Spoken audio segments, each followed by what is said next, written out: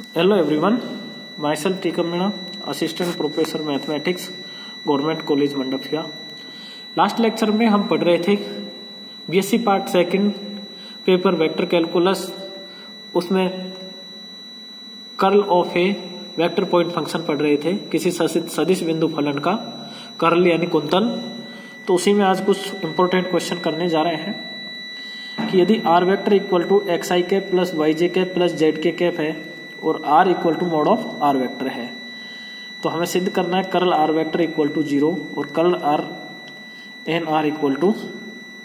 0 और कर्ल ए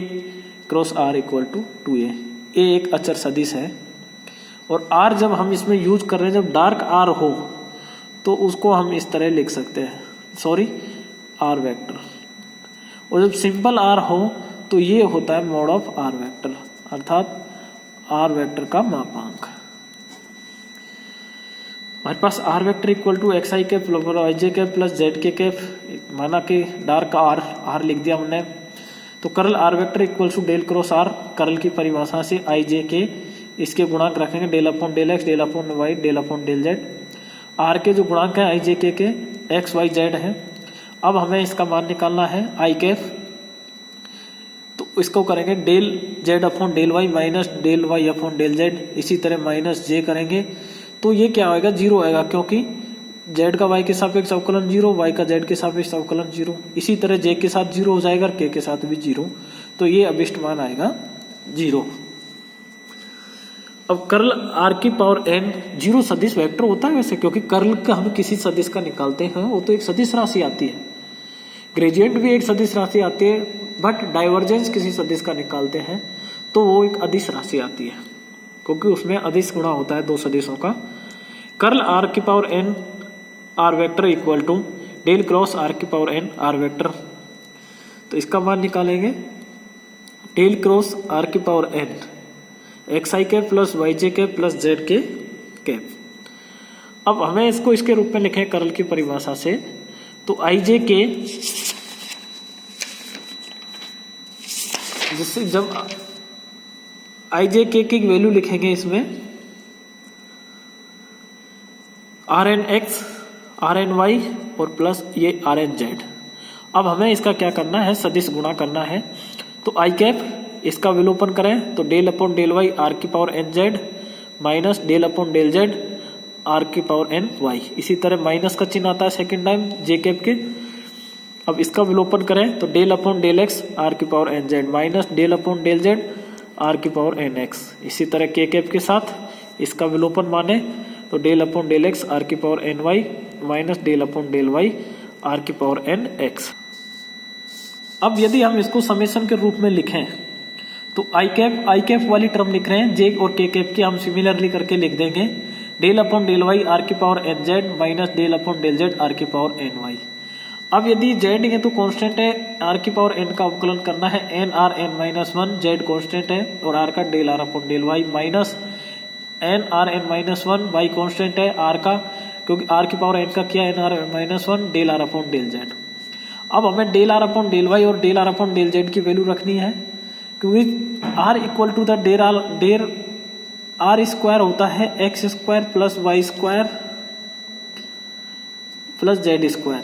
तो इसका यदि अवकलन करें एक्स के सापेक्ष तो 2r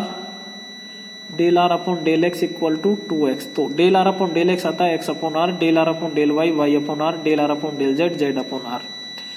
तो del r upon del y की वैल्यू वाई अपॉन आर और इसकी जेड अपॉन आर। जैसे ही हम इसमें आई कैप करके रखेंगे N Z R N minus 1, अब आगे टर्म आएगी आर ऊपर जाएगा तो आर की पावर एन माइनस 2 और ये भी आर एन माइनस 2 हो जाएगा। यहाँ आप आई कैप के साथ N are N minus 2 common ले लेंगे और ये हमारा टर्म आएगी Z Y minus Y Z, ये आई कैप के साथ आई। यदि इसी की तरह हम जे कैप वाली के साथ लिखेंगे तो उसके साथ आएगी, क्योंकि यहाँ एक्स नहीं है आई के साथ और जेड वाई जेड आया है, यहाँ वाई तो है तो जेड एक्स माइनस एक्स और प्लस के कैप के साथ आएगी, जेड वाली नहीं आएगी, बाकी X Y minus Y X आएगी, तो उसको हम इसी की सहायता से 0 लिख सकते हैं, क्योंकि जब इसकी 0 आई है तो वो भी सिमिलरली करके 0 ही आएगी। जैसे यहाँ Z Y minus Y Z आया, एक्स नहीं आया अंदर में, क्योंकि आई के साथ एक्स आई रहता है, तो इसी तरह वाई जो सेकंड टाइम आएगा जे के साथ यहाँ वाई जेड आया है, तो वहां वाई ना आके जेड एक्स आएगा, Z X minus X Z, इसी तरह उसके साथ के कैप के साथ X Y minus Y X होगा, वो जीरो हो जाएंगे। तो अभिष्ट आंसर हमारा इसका जीरो जो ये सिद्ध करना था। नेक्स्ट है curl A cross R equal to 2J। तो curl A cross R equal to del cross A cross are, curl F होता है डेल क्रॉस एफ, ये हमें परिभाषा से इसको हम यदि सम के रूप में लिखें i cross del upon del x, इसको ये भी लिख सकते हैं i cross del upon del x a cross r. अब यदि आई क्रॉस इसको लिखें a cross del r upon del x plus del a upon del x cross r. अब i cross A cross i plus zero, क्योंकि del r upon del x होता है i cap, r का x के सापेक्ष अवकलन किया are vector का तो आई कैप, वाई के सापेक्ष तो जे कैप, जेड के सापेक्ष तो के कैप, क्योंकि आर वेक्टर की वैल्यू ये है, ये आर वेक्टर है। और जो डेल अपॉन ए अपॉन एक्स है, ए एक अचर सदिश था तो उसका अवकलन एक्स के सापेक्ष जीरो हो जाएगा, तो आई क्रॉस ए क्रॉस आई। अब ये होता है एक सूत्र होता है ए क्रॉस बी क्रॉस सी का 132 माइनस 123 यानी 132 ए डॉट सी होता है, तो I dot I into A minus 12 I dot A into 3 की वैल्यू आई कैप है। तो इससे हम याद रखते हैं इसको, तो इसकी आई कैप आई 1 होता है, तो a vector minus A1 i dot a, क्योंकि ए होता है A1 आई प्लस A2J प्लस A3 के। यदि इसकी वैल्यू हम ए डॉट आई निकालें तो A1 आएगी, क्योंकि यहाँ एक A1 आई कैप है, डॉट प्रोडक्ट करेंगे इसका तो A minus A1 I plus इसी तरह दूसरे की जे कैप वाले के साथ आएगी, ये तो आई कैप वाले के साथ की हमने, इसी तरह जे के साथ आएगी A माइनस A2J और के कैप वाला आएगी A माइनस A3K। ए ये तो हो जाएगा 3A माइनस A1 आई प्लस A2J प्लस A3K, ये माइनस चिन्ह कॉमन ले लिया, ये 3A माइनस A, ये तो 3A हो जाएगा, A एक अक्षर सदिश है यहाँ पे और इसकी वैल्यू हो जाएगी A, क्योंकि A1 आई प्लस A2J प्लस A3K, तो 3A में से एक को हम सब्ट्रैक्ट करेंगे तो हमारे पास 2A बचेगा, यही हम इसके अभिष्ट आंसर है। थैंक्स। तो इस क्वेश्चन में सबसे इंपॉर्टेंट स्टेप था ये वाला, इसके बाद ये इसको गुणा किया, दो सदिशों का गुणनफल को अवकलन, तो ये सूत्र लगाया a cross del r upon del x plus del a upon del x cross r. उसके बाद इसको गुणा करने के बाद ये निकाला, इसकी वैल्यू इससे रख ली। उसके बाद जो ये इंपॉर्टेंट स्टेप आया, इसको जो तीन सदिशों का सदिश गुणनफल करते हैं